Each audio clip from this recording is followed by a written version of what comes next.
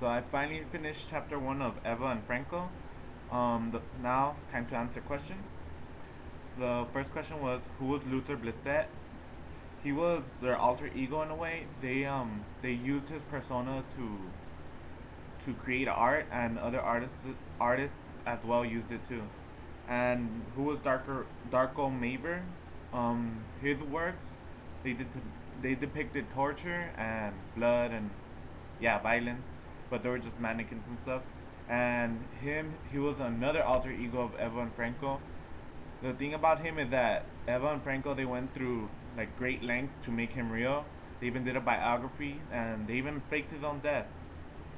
And the third question is, what question do the lives of Lisette and Maver provoke us to consider?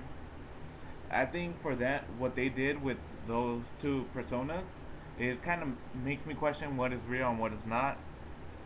To me, it had a question of existence. Like, do these two people exist, even though they were made up? But if they were made up, they're still existing, aren't they?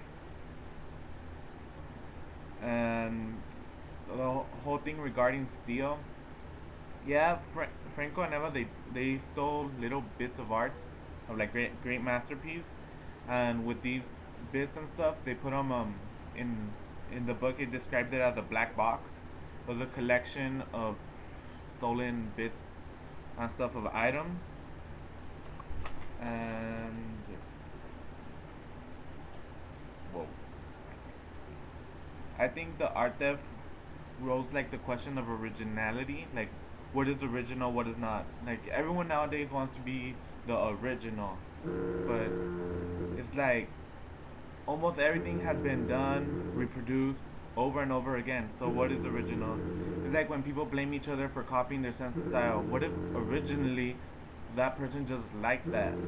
Doesn't necessarily mean they copied from someone else.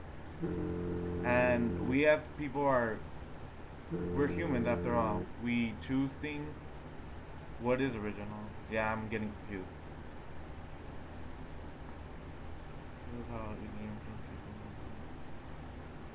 And then the fake posters and the fake movie thing, I think that showed us how easily influenced people are, how we allow to be spoon fed by the media.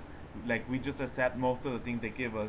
And it also raises the question of what's real. Like, how do we know what is on the news, what's on the newspaper? How do we know that's real?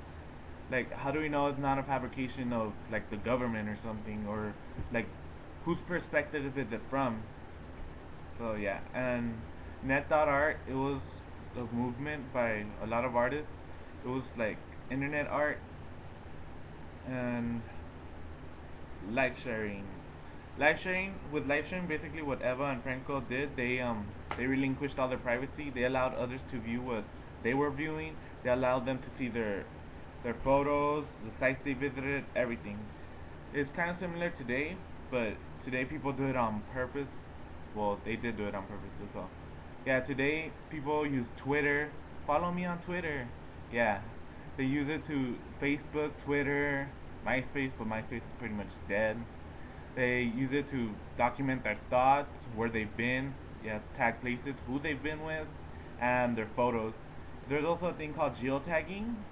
Most smartphones have them. I don't have a smartphone, so yeah, I don't really know much about it. But from what I do know is geotagging. It actually allows other people to know where that photo was taken by, like longitude and latitude coordinates. And there has been an issue where like celebrities and stuff, they unwillingly give up their addresses because of geotagging. And there's another thing that smartphones could do is you could literally track other people in real time, just as the Ivan Franco project, how they allowed people to see where they were at every moment. There's also with smartphones that, but you have to allow the other person to do that. And then question number 9, the Second Life avatars. I think they were interested in how the people portray themselves in Second Life. How in Second Life they could be whoever they want without judgment, or like without other people telling them, oh, be like this, be like that. With Second Life, you could practically be whoever you want. You could change your skin color. You could change even your species. You could be like a dragon.